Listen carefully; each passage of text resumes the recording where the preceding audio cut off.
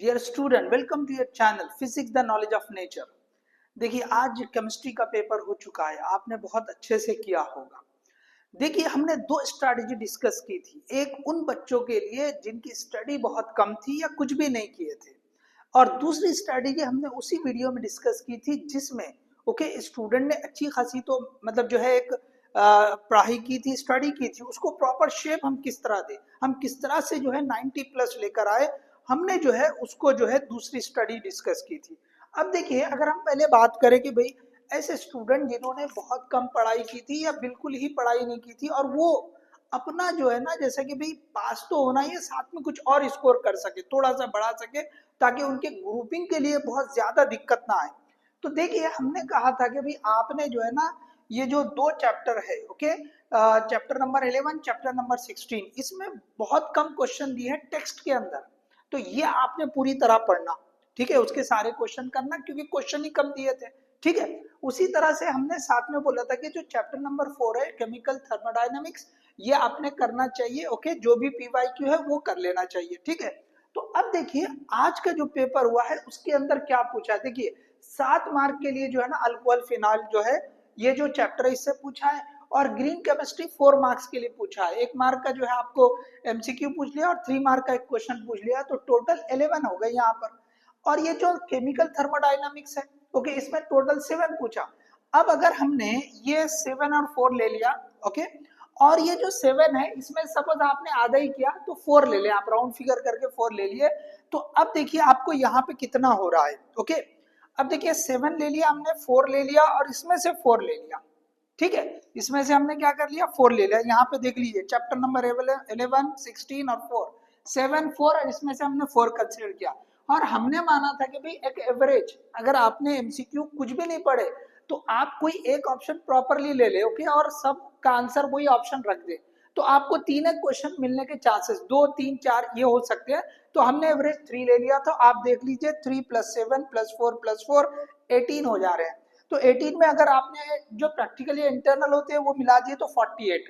अब हमने साथ में बोला था कि अगर आपको कुछ वक्त मिल जाए तो भाई कल आपको जो है ना 8-10 घंटे पढ़ना था कैसे भी, ठीक है।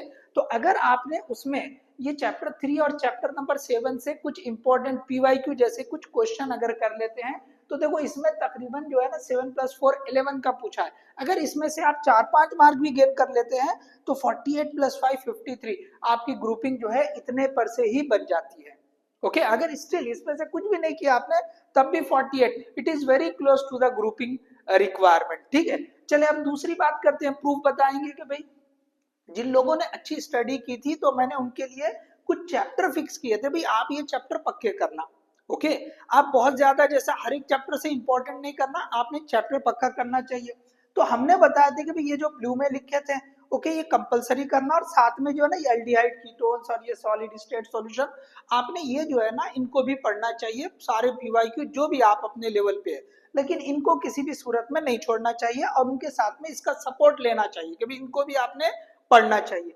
तो आप देखिए, चैप्टर नंबर 1, चैप्टर नंबर 2 से अगर देखेंगे, देखो ये 1 मार्क का क्वेश्चन, ये 2 मार्क का क्वेश्चन, ये 2 मार्क का क्वेश्चन, इस तरह से ये 5, इसमें 6 के लिए 6 मार्क्स के लिए पूछा है।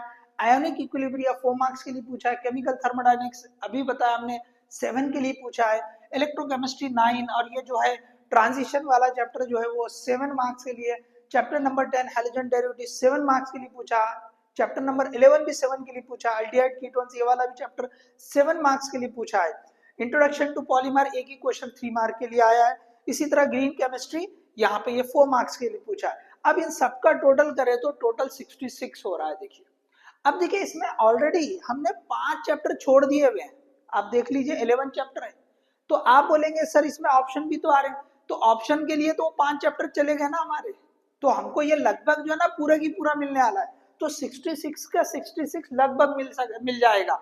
एक दो क्वेश्चन, एक दो मार्क हो सकता ना मिले कि ऑप्शन में आगे भी आप पूरे जो रिक्वायरमेंट 8 क्वेश्चन करने थे आपको, ओके, 2 मार्क्स के, तो वो पूरे मिल गए। एक आध उल्टा बढ़ के आ रहा है इस मार्क्स में, ऐसा हो सकता है, बट एक आध होगा। क्यों? तो 5 चैप्टर हमने इसमें लिए ही नहीं है, तो वो 5 चैप्टर भी तो है ना, तो वो ऑप्शन में चले गए, समझ लो। तो 66 मार्क्स, उसमें इंटरनल मिलाए तो 96। अगर एक दो मार्क आपके कहीं इधर उधर हो भी रहे हैं, ऑप्शन में आ रहे हैं, still you are getting 90+ marks. 2 3 4 जो आप चाहे आप छोड़ दे, तो still you are getting 90 plus marks for this kind of okay strategy.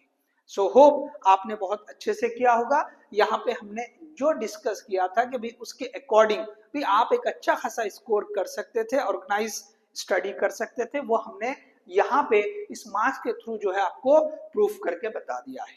Okay, so all the best for your next examination. Okay, next paper आपका जो रहेगा, जो मैथ ग्रुप है वो उनके लिए मैथ का पेपर है, अदरवाइज जिनका बायो ग्रुप तो फिर उनके लिए काफी छुट्टियां। Okay, so anyway which ever your paper, all the best for your examination. Thank you.